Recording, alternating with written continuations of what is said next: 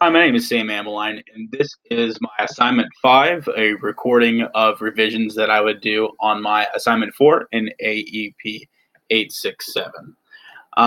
My assignment was over a unit. It was actually just a lesson in a unit that I do now every year in my ninth grade world history class on Vietnam. It's part of my broader unit that's on the 1950s and beyond, with the United States fighting communism around the world, and the response to other countries around the world because of the spread of communism after World War II. So I created my lesson. Briefly, what it was about was it's pretty much at the end of the unit. My students have been learning many things about the United States' response to communism. We read portions of the book Fallen Angels by Walter Dean Myers and gotten lots of examples on the responses and how the United States dealt with communism, especially during the Vietnam War. And their overall objective was to understand the motivation for the United States fighting in the Vietnam War. And then their objective that they should be able to do at the end of the lesson was to create an argument whether or not the United States should have been in Vietnam, with evidence behind your argument. And I had to do an activity where they used all their evidence from their binders that they've been collecting throughout the unit to create an argument. Then they'd pair up with a partner, compare their graphic organized evidence, and then go together with their partner and create a discussion post on their argument, backing up their claims with their evidence. And the rest of the students would be doing that. And so there'd be a discussion going on why or why not the United States should have been involved in Vietnam. I got some good feedback from a teacher friend at the end of my document. She suggested that the students shouldn't discuss as a group. They should actually do it individually, which I thought was a really good idea. And that this lesson should be dragged out over a couple of days because it's definitely not enough time to do it with one day. For the questions, they asked, do the tasks yield evidence of an identified understanding?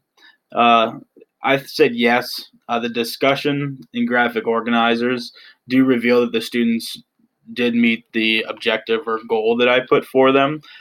Just viewing their graphic organizer, what evidence they put down, viewing their discussion response, I could see if they could develop an argument first and then support that argument with facts. So the tasks that I do put them do yield evidence. It also asked me, do the tasks involve complex real world application of skill and understanding? I said yes. I believe that the skill of arguing with evidence based arguments is a skill that every student, every adult will use in their life, no matter if it's educational debate or just things in the home. It's a skill that we want all our ninth graders to learn, and beyond ninth grade to learn how to back themselves up, their statements, their arguments with evidence. You always come out at least looking knowledgeable, looking like you have something to stand behind if you do have evidence behind your arguments. It can also lead to maybe changing your opinion if you look for evidence, if you look for things backing up your claim and you find out you don't have that evidence. So that skill is very, very relevant to really anyone learning.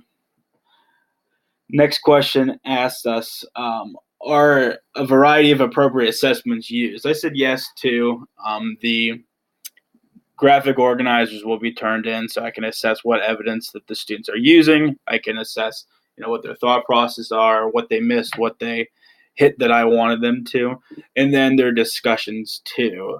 When I view their discussions, I could see, what arguments they're making, what did they grasp from the content that we learned over the past couple weeks. So it is a good indicator on, how they hit our student learning objective and maybe what I need to review. The last question asks us, are students given time to reflect and self-assess? That is probably something that I could say yes, but I'd actually have to change some things if I really wanted to truly say that yes, they could do that. I believe the discussion does let them kind of reflect and assess on what their evidence and argument is, but I would say that adding another activity, a reflection activity, would definitely help them to reflect. Maybe write a rebuttal to their argument as a paper assessment, maybe a week later after they've had time to look at the other students' discussion, collaborate, or just a reflection on the process as a whole. How do they enjoy it? Did they see any differences within their uh, work as they started to find more evidence, differences in their argument? So, yes, I do believe that there's some things that I do need to change about this assignment, and the collaboration with that are in the class and my teachers here that have given me evidence or evaluations, and they revise my lesson plan. They should help this lesson be successful. Thank you.